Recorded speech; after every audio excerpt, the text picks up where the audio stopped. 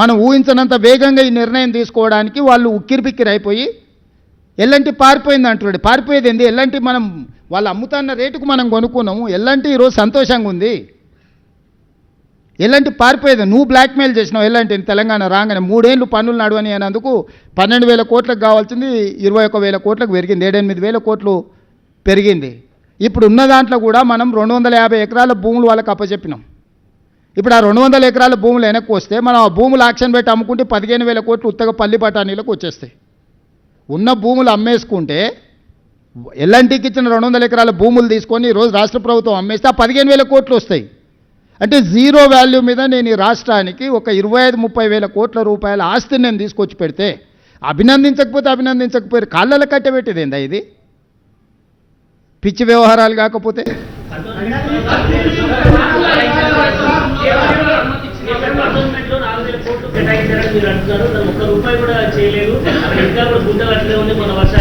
ఏడ పిచ్చోడు మా గణేష్ 3,600 కోట్లు కంటోన్మెంట్ ఉంది. షామీర్పేట ఎలివేటెడ్ కారిడార్కు టెండర్లు అయిపోయినాయి.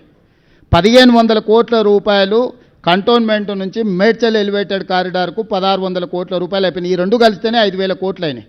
కంటోన్మెంట్ డిఫెన్స్ వాళ్ళ ల్యాండ్స్ తీసుకున్నందుకు 303 కోట్ల రూపాయలు మేము ఇచ్చింది. రాష్ట్ర ప్రభుత్వం ఇచ్చే నిధులు రాష్ట్రాన్ని ఖర్చు పెడతామని ఇచ్చేసారు. ఆడ నీళ్లకు డ్రైనేజీలకు నేను డబ్బులు ఇచ్చిన 5,500 కోట్ల రూపాయలు శ్రీ గణేష్ ఎమ్మెల్యేకి వచ్చి జీవోలతో సహా టెండర్లతో సహా మొత్తం ముందల పెట్టిండు. నోట్లకెళ్ళి మాట వస్తలేదు. ఏదో ఒకటి మాట్లాడతాడు, పారిపోతాడు. డ్రగ్స్ అప్పుడు ఇట్లా చేసిండా? చూసుకుందాం అన్నాడు. ఎంటికలు ఇస్తా, పేగులు ఇస్తా, కార్జం ఇస్తా, కాకరకాయలు ఇస్తా అని చెప్పిండు. ఓకే అని నేను విశ్వేశ్వరుడు అమరవీరుల స్తూపం రాగానే పారిపోయి సినిమా వాళ్ళ గెస్ట్ హౌస్లలో దాచుకున్నాడు. బయటకు వచ్చిండా? కోర్టుకు పోయి స్టే తెచ్చుకున్నాడు మాట్లాడొద్దని. కేటీఆర్ని ఎందుకు సీరియస్గా తీసుకుంటురా? కేటీఆర్ అనేటోడు మామూలుగా అడ్డ మీద ఉంటారు చూడు, ఏది పడితే అది మాట్లాడేటోళ్ళు. అంటే ఏం మాట్లాడతారో వాళ్ళకు కూడా తెలియదు.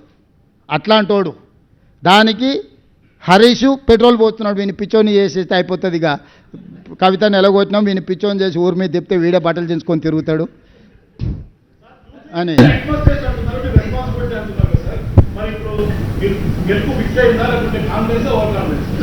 నేను ఏదైనా ప్రతిదాన్ని ప్రతిష్టాత్మకంగానే తీసుకుంటా అని మీకు చెప్పిన.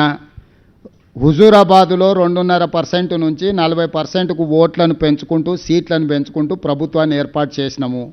మా కాంగ్రెస్ పార్టీ కార్యకర్తల శ్రమ మీద, కష్టం మీద నాకు సంపూర్ణమైన విశ్వాసం ఉంది. ఖచ్చితంగా ఈ ఎన్నికల్లో కూడా మా కాంగ్రెస్ పార్టీ కార్యకర్తలు జూబ్లీ హిల్స్లో గెలిపిస్తారు. ఇది ఎంతో దూరం లేదు. 14 తారీఖు నాడు మీరు అందరూ కూడా నవీన్ యాదవ్ని ఆశీర్వదించండి. యువకుడు, పిల్లగాడు. నేను మళ్ళీ కూడా చెప్తున్నా, గోపి మరణాన్ని రాజకీయ వివాదం మేము చేయదలుచుకోలే. వాళ్ళ తల్లి, వాళ్ళ పిల్లలు, వాళ్ళు చేస్తున్న ఆరోపణలు, కేంద్ర మంత్రి బండి సంజయ్ గారు ఆరోపణలు చేస్తున్నారు కాబట్టి వాళ్ళు పోలీసు వాళ్ళకి లేఖ రాస్తే పోలీసు వాళ్ళు ఖచ్చితంగా విచారణ చేస్తారు. మరణం వెనకాల ఉన్నది వాళ్ళ సొంత తల్లి అంటున్నది.